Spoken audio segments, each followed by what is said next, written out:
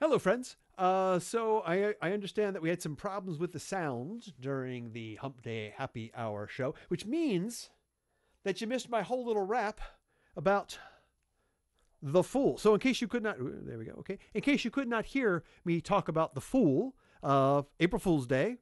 So our show was brought to us by the Fool Tarot card here. Now, of course, in retrieving the Fool from my Weight Rider tarot deck up there, it was sandwiched between two other cards, as usually happens, and I realized, well, this actually gives us sort of a natural three-card reading, and what came out of that is actually quite interesting, and I'd like to share the idea with you. So before the Fool, we had the Four of Pentacles, which is card. If you look at this, this dude is holding on to his riches. I'm going to read to you from the pictorial key to the tarot, give you some more official idea of what that's about. But we have hoarding, basically.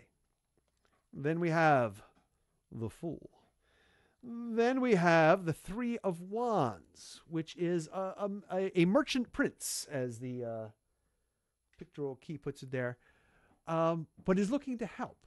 So it's interesting. We went from hoarding, and then we kind of let go of that into the realm of the sacred Fool. We came back around to a material concern, but a much more cooperative, mutual assistance type of material concern. So I think that's a very interesting message for the times there. So let me give you the Arthur Waite pictorial key to the tarot. It's not like he's any more official about the tarot than anybody else. It's just, it's a little bit more authoritative than just some random guy on the internet telling you about these things. So I'm citing my authority. That's what I'm doing. I'm citing my sources, my authoritative sources here, like a good scholarly pagan, good scholarly magician here. All right. Pentacles. The Four of Pentacles. A crowned figure.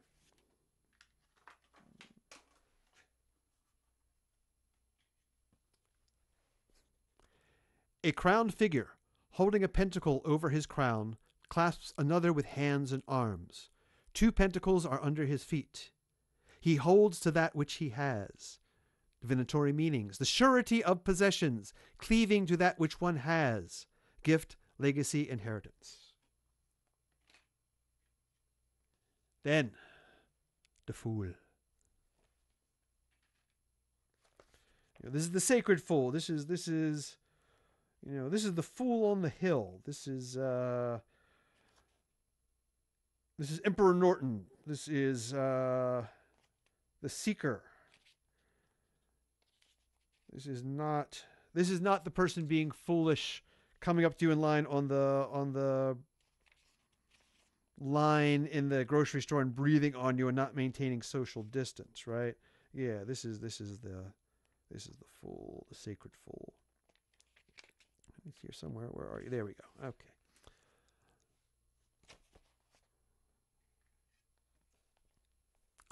The Fool.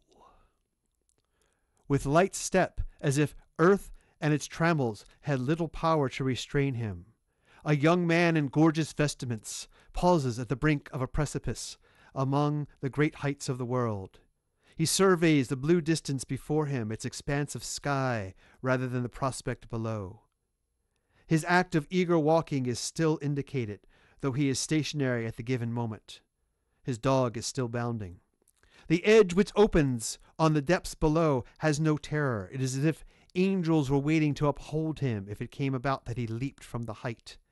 His countenance is full of intelligent and expectant dream. He has a rose in one hand, and in the other a costly wand, from which depends over his right shoulder a wallet curiously embroidered. He is a prince of the other world on his travels through this one, all amidst the morning glory in the keen air. I love that line. He is a prince of the other world on his travels through this one. The sun, which shines behind him, knows whence he came, whither he is going, and how he will return by another path after many days. He is the spirit in search of experience. Many symbols of the Yeah, many symbols of the instituted mysteries are summarized in this card, which reverses under high warrants all the confusions that have preceded it. Ooh, so that's nice. That's nice. That's pretty good. That sounds pretty good to me, right? You know, it's a fool coming right up to the edge, but he's not scared. Jumps off. The angels are going to hold him up. You know, he's got he's got that faith. Faith manages, as there's an episode of Babylon 5 that was Delen's line and really hard. There's an episode of Babylon 5 that dealt with a plague, a pestilence was wiping out the species, and Delen and her acolyte, her assistant Lanier, were trying to help their Minbari. They're like religious people in the cast of their society, and they're going in and they're trying to help these people who are just being devastated by this plague, and they're trying to help out. And Lanier like has this impossible problem to solve, and Delen just says, "Faith manages." It's a good line. It's a good line. And then we move to the Three of Wands. Now, the Three of Wands, again, this is interesting because we're coming back around to sort of grounded concerns. We're coming back around to the material plane, really, but in a very different way. A calm, stately personage with his back turned, looking from a cliff's edge at ships passing over the sea. 3 staves are planted in the ground, and he leans slightly on one of them. Divinatory meanings. He symbolizes established strength, enterprise, effort, trade, commerce, discovery. Those are his ships bearing his merchandise, which are sailing over the sea. The card also signifies able cooperation in business, as if the successful merchant prince were looking from his side towards yours with a view to help you. So here we've gone from hoarding to trade and prosperity, how we're going to move the energy around. This is the very essence of prosperity. Hoarding is not prosperity. Even if you have a whole bunch of gold, sitting on your hoard of gold is not prosperity, because what are you going to do with that gold? You can't eat it. You know, gold doesn't make music. You know, you got to move that energy around, and that's more about what the Three of Wands is. Our merchant prince has sent his ships out in there, and he's looking out to the world to trade, to assist, you know, to help us out. So I like that. I think that's a nice interpretation for our times, but the way what stands in between, the way we're going to get from that hoarding to that openness is to take a little bit of that sacred fool. We got to take that leap of faith off the cliff. We got to go right up to the edge. Yeah, we got to play the fool. Sometimes I play the fool. So I think that's a very interesting incidental reading for today, April Fool's Day. Thank you for listening to my words.